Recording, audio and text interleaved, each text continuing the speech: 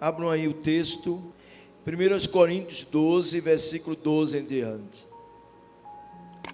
A palavra do Senhor diz assim: porque assim como o corpo é um e tem muitos membros, e todos os membros, sendo muitos, são um só corpo, assim é Cristo também.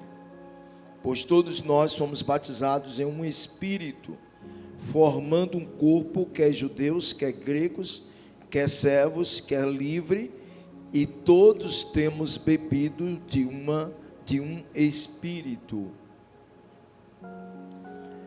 E se o pé disser, porque não sou mão, não sou do corpo, não será por isso do corpo? E se a orelha disser, porque não sou olho, não sou do corpo, não será por isso do corpo? E se todo o corpo fosse olho, onde estaria o ouvido? E se todo fosse ouvido, onde estaria o olfato? Mas agora Deus colocou os membros no corpo, cada um deles como quis. E se todos fossem um só membro, onde estaria o corpo? Agora, pois, há muitos membros, mas um só corpo. E o olho não pode dizer à mão, não tenho necessidade de ti, nem ainda a cabeça aos pés, não tenho necessidade de vós. Antes, os membros do corpo, que parecem ser os mais fracos, são necessários. E os que reputamos serem menos honrosos no corpo, a esse honraremos muito mais. E aos que em nós são menos decorosos, damos muito mais honra. Porque os que em nós são mais honestos não têm necessidade disso.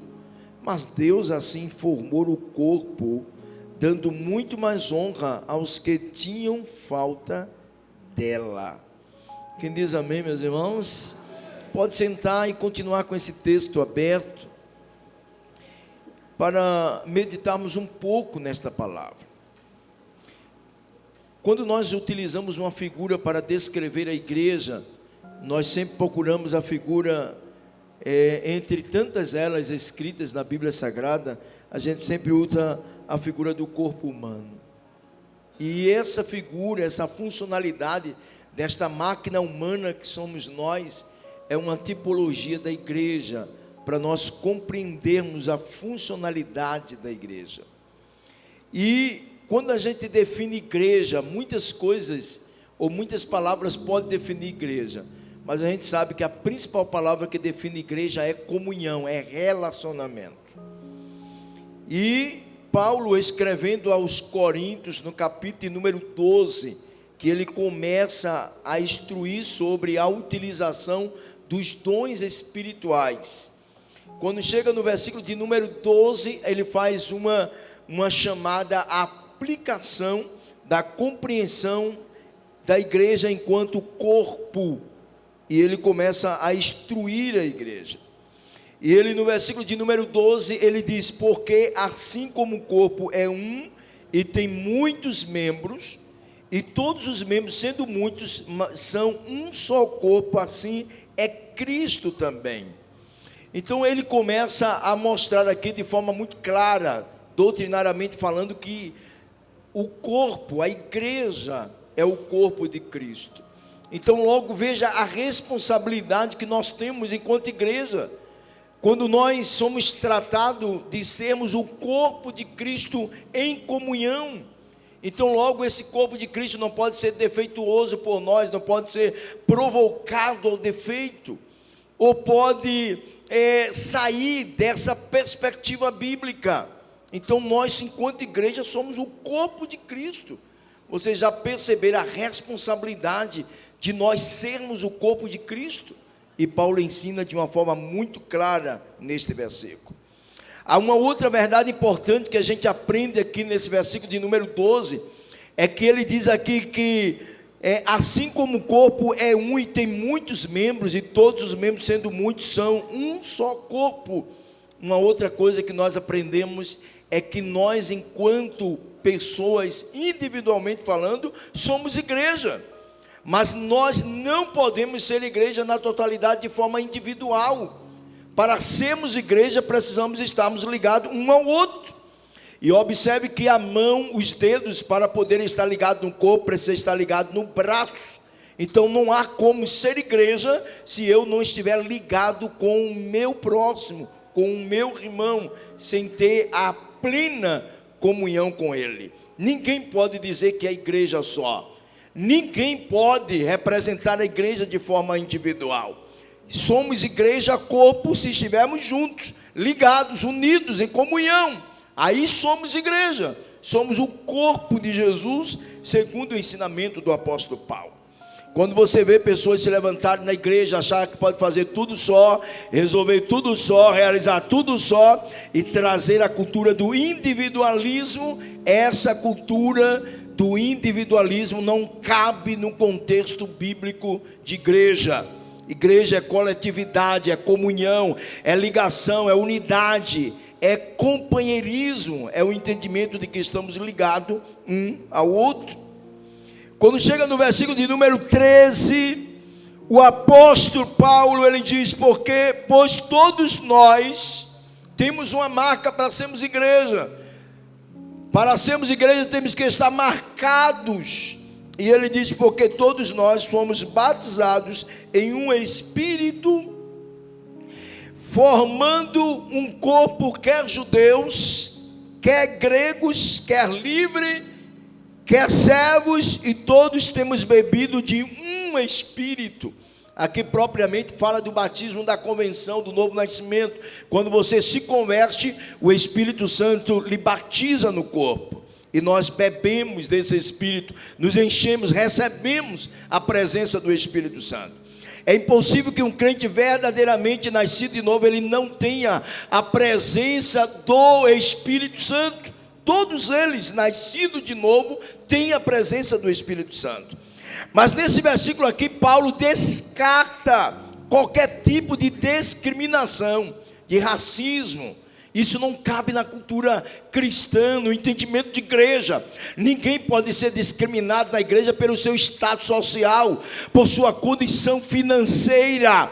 Ninguém pode ser menosprezado ou ser colocado em menor honra na igreja, se ele não é alguém da elite, ou se ele é um mero servo, escravo, propriedade dos seus senhores. Paulo diz assim, olha, aqui não há status, aqui não há uma situação mais elevada do que a outra, aqui não há um preço maior do que o outro, o mesmo preço que foi comprado, aquele que tem no contexto social uma situação mais privilegiada, o servo também foi comprado. Nós estamos aqui não por mérito, mas porque o sangue jorrou no Calvário, e o véu do templo se rasgou, e nós recebemos esta graça do Senhor. Quem pode dizer amém, meus irmãos? Por isso não há espaço para essas coisas. Nós não podemos entender, como disse o apóstolo Paulo, que na igreja, gregos, servos, livres, todos bebemos do mesmo Espírito. Nós temos a mesma marca. Por que nós somos tão tendenciosos a discriminarmos, a privilegiarmos, a honrarmos mais uns do que aos outros? Porque muitas vezes nós somos levados a essa cultura da discriminação, a essa cultura às vezes do racismo, por classe social, muitas vezes por questões até mesmo raciais. Essas coisas não cabem na igreja. Jesus se manifestou no Calvário para salvar todos aqueles que se haviam perdido, e nós estamos aqui por misericórdia. O Calvário emanou o sangue que quebrou todas as maldições, e a salvação é para todos nós. A palavra de Deus nos mostra dessa forma, de forma muito clara, irmãos. Olha, sonda o teu coração, sondamos os nossos corações. Não há lugar na igreja para menosprezar ou para praticar qualquer tipo de discriminação. Não há espaço na convivência da igreja. Versículo de número 14, o apóstolo diz, porque também o corpo não é um só membro. Então olha aqui, ninguém pode dizer que pode ser igreja só. Pode ser igreja de forma isolada, pode ser igreja de forma individual. Somos igreja quando estamos ligados uns aos outros. E como ser ligado com um irmão que eu não suporto, que é chato, que é ultrapassado, que eu não suporto a presença dele. Às vezes tem essas coisas na igreja, não tem? Eu já ouvi uma irmã dizer assim: eu não suporto aquela irmã. Às vezes eu ouvi alguém dizer assim: rapaz, chegou a presença de fulano, a presença dele me irrita, a presença dela me incomoda.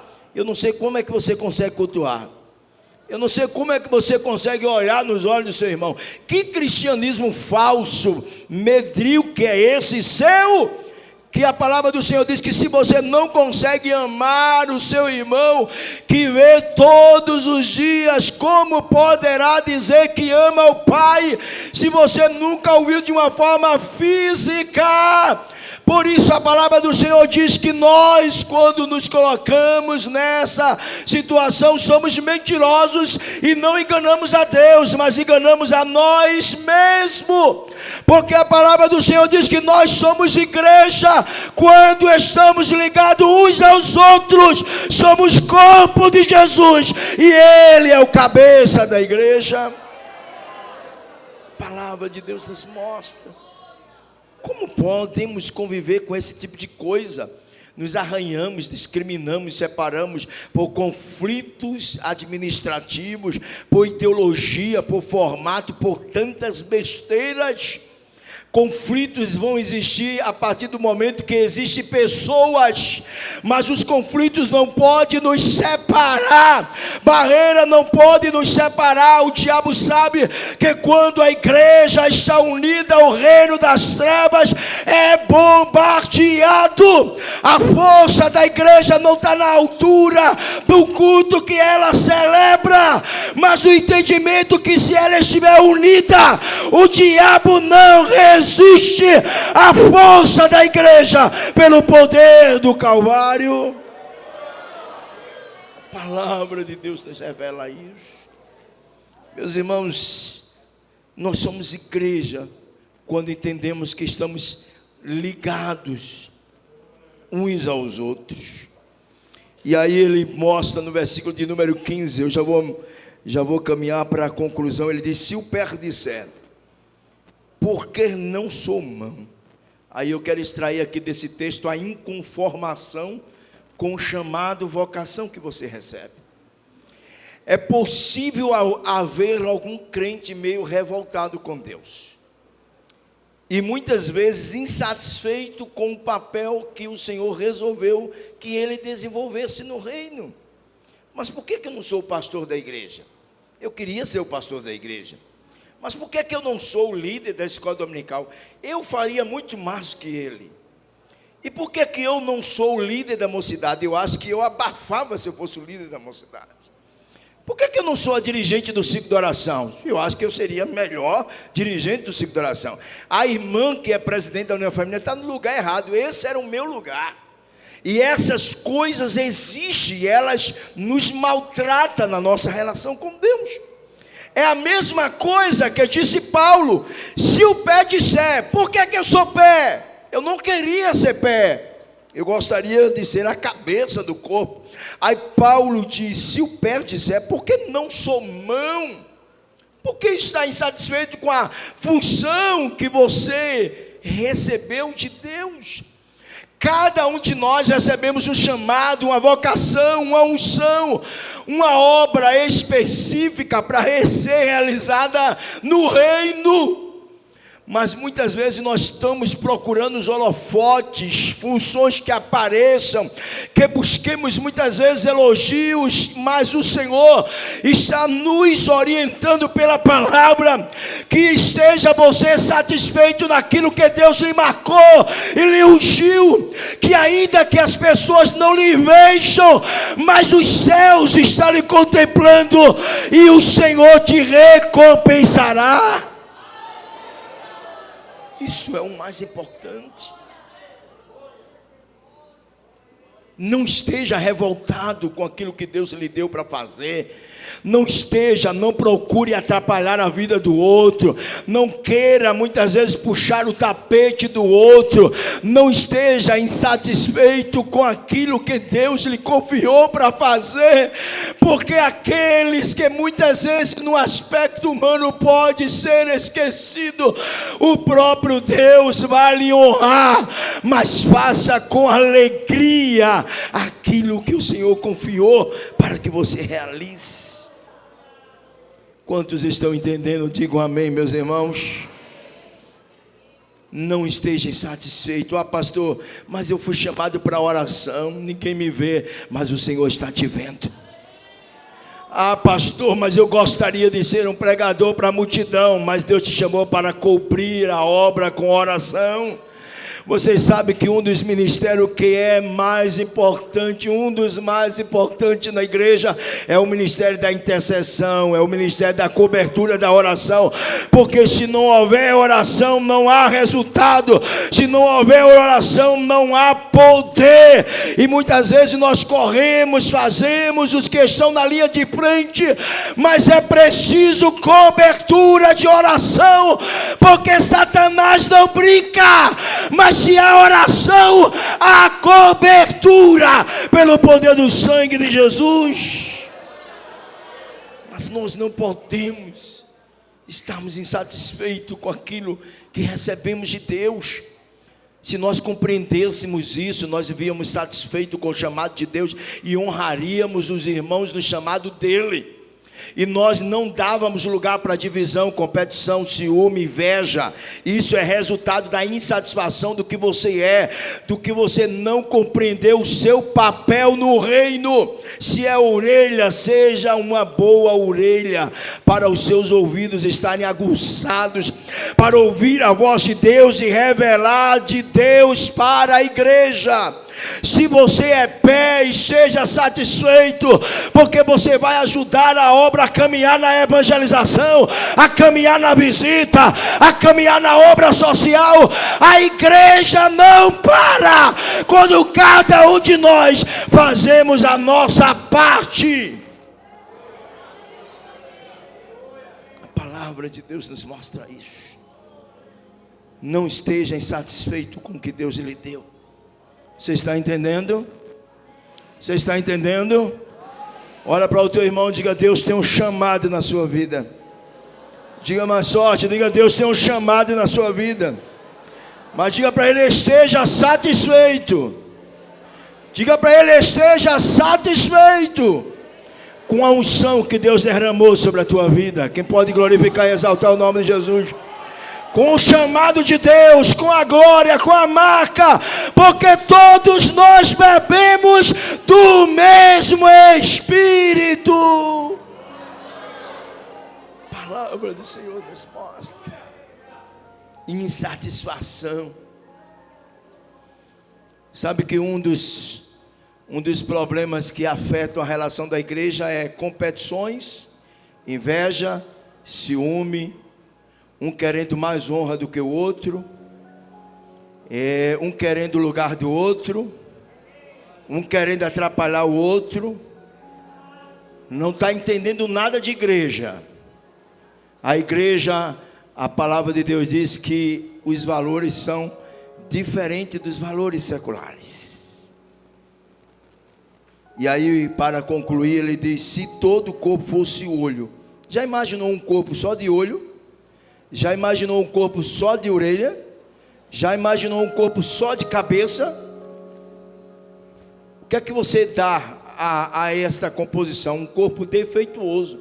Da mesma forma, quando todo mundo quer ser pastor na igreja, a igreja está defeituosa. Quando todo mundo quer ser líder disso ou daquilo, todo mundo quer ser só esta área, a igreja está defeituosa.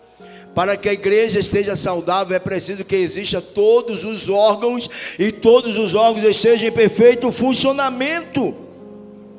Por isso, irmãos, cada um de nós temos um chamado do Senhor, e nós não podemos entender um corpo defeituoso. Quando veio a igreja, ela se sai mais numa área, se sai mais na outra, mas nessa área ela não se sai bem porque ela está doente.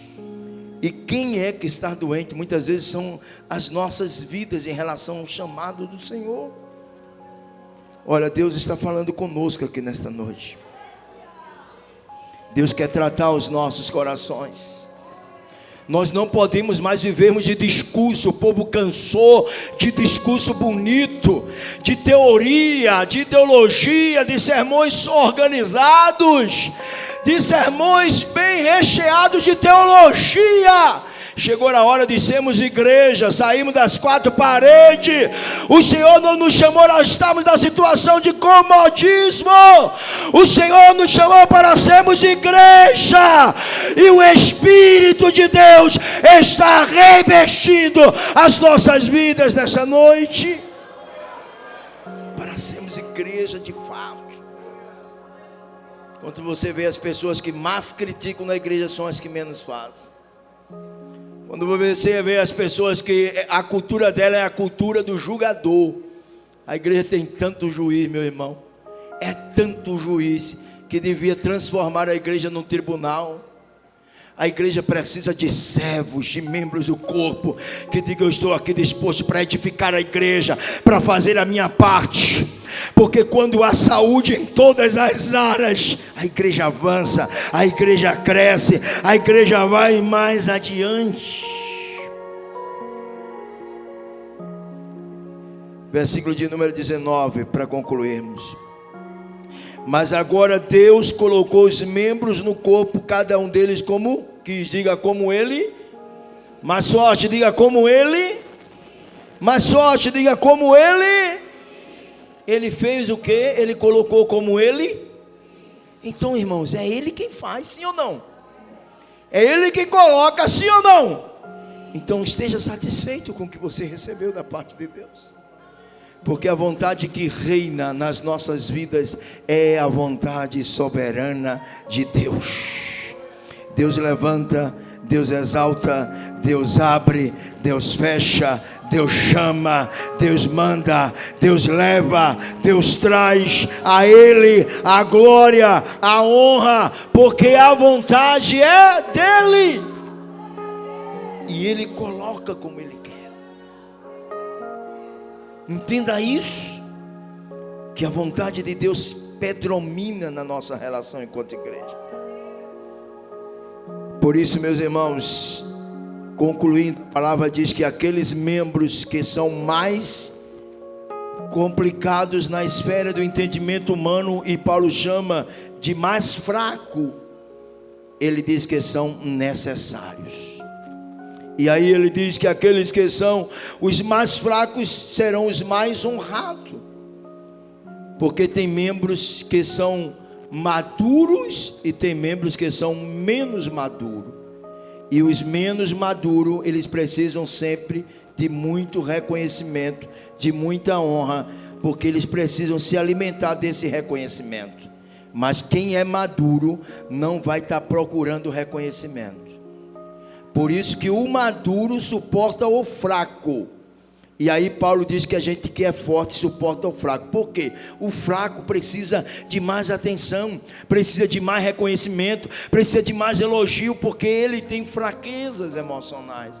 Mas o forte, ele não vai estar preocupado de dizer assim: ninguém lembrou de mim, ninguém me citou, ninguém me procurou. Não, é isso que Paulo está dizendo. E outra, aqueles que você acha que eles não são tão necessários, Paulo diz assim: ó, todo mundo é necessário na igreja. Até os complicados são necessários. Vamos mandar embora aqueles mais complicados? Não. Se a igreja é hospital, e se a igreja é serraria, deixa vir a madeira cheia de catombo, cheia de casca. Aqui o Espírito Santo vai transformar em algo útil para a sua obra. Aqui é o lugar de tratar as feridas, os doentes. Agora, meu irmão, um membro doente, ele poderia produzir muito, e ele não produz. E o que é que adoece o membro? No contexto de igreja: feridas guardadas, mágoas guardadas, revoltas guardadas. As pessoas tomam veneno e permanecem envenenadas. E esses venenos vão lhe matando aos poucos. E aí ele leva uma vida cristã sem produtividade. Ele é um membro do corpo, mas não produz. Por quê? Porque o veneno está lá dentro. E enquanto o veneno não foi tirado, a sua vida será essa vida cheia de improdutividade. E o Senhor quer sarar você enquanto membro. Fique de pé.